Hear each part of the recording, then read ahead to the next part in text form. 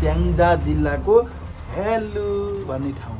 तपाईको चाहिँ नि -डिग्री सेल्सियसमा छ पानी चाहिँ है। तर मेयर हर्क साम्पाङज्यूको त यो सूचना म कहाँ छु भनेर चाहिँ नि अलिकति चाहिँ नि एउटा ठाउँ के भनौँ न सूचना त्यसरी चाहिँ नि हालेको। भोलि फेरि मान्छे हरा भन्ने होला के होला चाहिँ तपाईँहरूलाई फेरि जिज्ञासा होला चाहिँ कौतूहलता भन्छ नि त्यसलाई चाहिँ इङ्ग्लिसमा कौतूहलता चाहिँ त्यो होला। त्यही भएर चाहिँ मैले त्यसरी म यहाँ छु है भनिदिनु त पऱ्यो नि त। म एउटा जिम्मेवार नागरिकको हिसाबले चाहिँ नि त्यो भनिदिनु पऱ्यो म यहाँ छु है। आदरणीय दर्शक वृन्द नमस्कार। यतिखेर हामी स्याङ्जा जिल्लाको हेलु भन्ने ठाउँमा आएर चाहिँ नि उभिसकेका छौँ। देख्न सक्नुहुन्छ हामी चाहिँ नि बैतडी झोलाको साथमा, यतातिर बैतडी अनुहारको साथमा र म यहाँ छु तपाईँको चाहिँ नि बैतडीको बुढो खैतडी। आदरणीय दर्शक वृन्दहरू त्यहाँ देख्न सक्नुहुन्छ तपाईँ। ल हेर्नुहोस् हिमाल, हेर्नुहोस् हिमाल। यसको पछाडि चाहिँ अलिअलि अनि त्यहाँबाट यहाँनिर ट्याक्क हिमाल है। यस्तो छ अवस्था चाहिँ। जे होस् मजाको छ। स्याङ्जा जिल्लाको हेलु भन्ने ठाउँ। यस्तो ठाउँ पनि ल हेर्नुहोस् हेलु। यो हेलु आउनलाई मैले 27 चोटि हाई गरेँ हुम्ला कि त्यहाँ सिटमा बसेर। चलाउने मान्छे मैले हो कि चलाउने? अहिले बस न तिमी।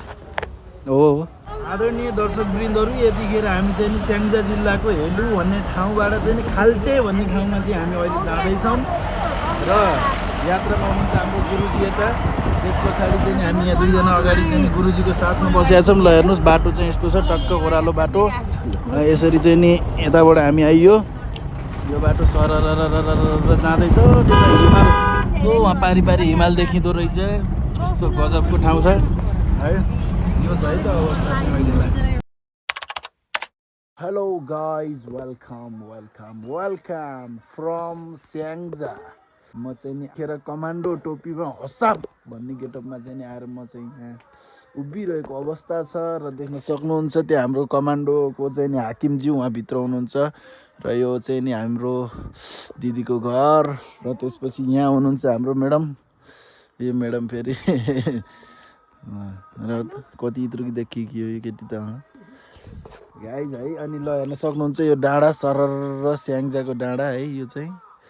अनि त्यस पछाडि यहाँबाट यो डाँडाबाट उता पारिपट्टि बागलुङ। ल हेर्नुहोस् यो डाँडाबाट उता पारिपट्टि गए पोखरा। ल हेर्नुहोस् है त्यहाँनिर चाहिँ नि हिमाल देख्न सक्नुहुन्छ। तर चाहिँ नि यो मोबाइलले अलि धिरमिरै देखिँदो रहेछ।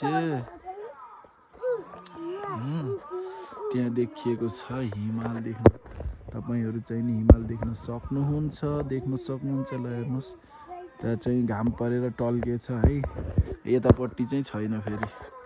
त्यहाँ त्यस्तो घाम छ। अब यहीँ चाहिँ छैन। यस्तो यो डाँडाले छेक्दो रहेछ कि पुरै। यो खाल्टोमा परेको भेग भएर यसलाई चाहिँ नि खाल्टे भेग भन्दा रहेछ। सिस्टम त्यो छ। आदरणीय दर्शक वृन्दहरू यतिखेर चाहिँ नि अब हातमा मन्जन दाँतमा बुरुस भने जस्तो अब चाहिँ त्यो सिस्टमले चाहिँ नि म अलिकति दिन लागिरहेको अवस्थामा छु। पानी भन्नुहुन्छ भने तपाईँको चाहिँ नि -डिग्री सेल्सियसमा छ पानी चाहिँ है। त्यो हुँदाखेरि चाहिँ नि अलिकति यहाँ सोचाइमा परिराखेको छु। बाहिर चाहिँ नि सूचना चलिराखेको छ। आज भोलिको लागि के हो सूचना दिने सिस्टम यहाँ यस्तो हुँदो रहेछ कि टक्क यस्तै हो। मेयर हर्क साम्पाङज्यूको त्यो बोल्ने स्टाइल हुन्छ नि त्यस्तै चाहिँ चट्ट बोल्दै हिँड्ने रहेछ सूचना। त्यस्तो रहेछ। ठिक छ कार्यक्रम यस्तै हो है त। ल गाइज यही हो सूचना। म कहाँ छु भनेर चाहिँ नि अलिकति चाहिँ नि एउटा ठाउँ के भनौँ न सूचना त्यसरी चाहिँ नि हालेको। भोलि फेरि मान्छे हरा भन्ने होला के होला चाहिँ तपाईँहरूलाई फेरि जिज्ञासा होला चाहिँ कौतूहलता भन्छ नि त्यसलाई चाहिँ इङ्ग्लिसमा कौतूहलता चाहिँ त्यो होला। त्यही भएर चाहिँ मैले त्यसरी म यहाँ छु है भनिदिनु त पऱ्यो नि त। म एउटा जिम्मेवार नागरिकको हिसाबले चाहिँ नि त्यो भनिदिनु पऱ्यो म यहाँ छु है। त्यो हुँदाखेरि चाहिँ अरे हाम्रो कान्छे उहाँ गुर्किँदै उहाँ पुगिसक्यो। यस्तो छ है अवस्था। ल बाई बाई है दर्शक आफ्नो ख्याल गर्नुलाई। चिसो बेसरी छ आमामा चिसो। ओहो म चाहिँ नि यो अब यो छोपेको ऐनै हो। अब यस्तो छ अवस्था। अब के गर्ने यही हुन्छ गर्दाखेरि पनि यस्तो धुवा उड्छ। यो चाहिँ सुन्तलाको बुटो है त्यहाँनिर। अनि यहाँ चाहिँ एउटा आधारभूत स्कुल रहेछ त्यहाँनिर श्री रानीचरी आधारभूत विद्यालय। हाम्रो बाबु त्यहीँ पढ्ने छन् दिदीको छोरा। अनि चाहिँ अहिले हामी यसो घुम्न निस्केको छौँ। देख्न सक्नुहुन्छ दर्शक वृन्दहरू त्यहाँ चाहिँ सुन्तलाको बुटो। यहाँ चाहिँ सुन्तला प्रशस्त रहेछ कि यतातिर सुन्तलाको बुटो चाहिँ। अनि फल पनि अलिअलि लागेकै रहेछ। जे होस् ठिकै। सो गाइज तपाईँहरू देख्न सक्नुहुन्छ मेरो टोपी एकछिन साइड लगाइदिनु। हेर्नुहोस् यहाँ चाहिँ सुन्तलाको बुट्टा पुरै चाहिँ कति राम्रो लछरप्प फल्या छ। यता यता टिपे जस्तो भन्दा पनि यहाँ फेरि चाहिँ नि अलिकति यो बेच्ने क्यार्ने सिस्टमको हो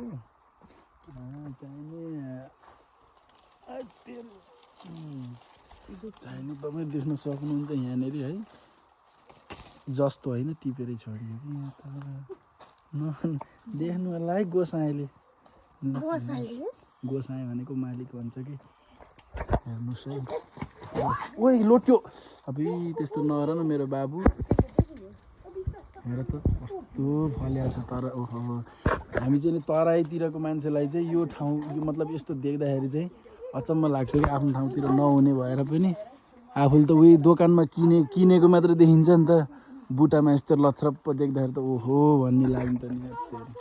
बडा इन्ट्रेस्टिङ।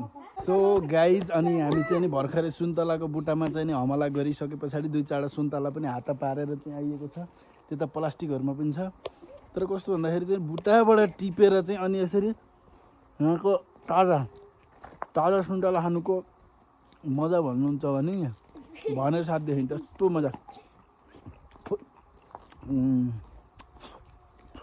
जस रमाइलो छ स्याङ्जा है।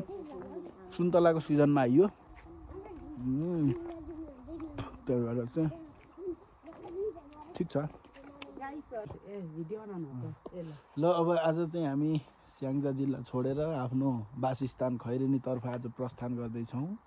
अनि गाडी कुरिरहेको अवस्था छ यहाँ। यो चाहिँ अहिले बिहानको करिब 8:30-9 बज्न लागिरहेको छ र हामी छौँ यहाँ मम्मीको घर होइन। अनि त्यसपछि हाम्रो दिदी अनि यता चाहिने म्याडमहरू हुनुहुन्छ यहाँ। म्याडम प्लस हाम्रो सर यहाँ हुनुहुन्छ। सर बिचरा हुम्म पर्नु भएको छ आज चाहिँ। ल त्यही हो सर डाँडा काँडा यो छोडेर जानु लाग्यो।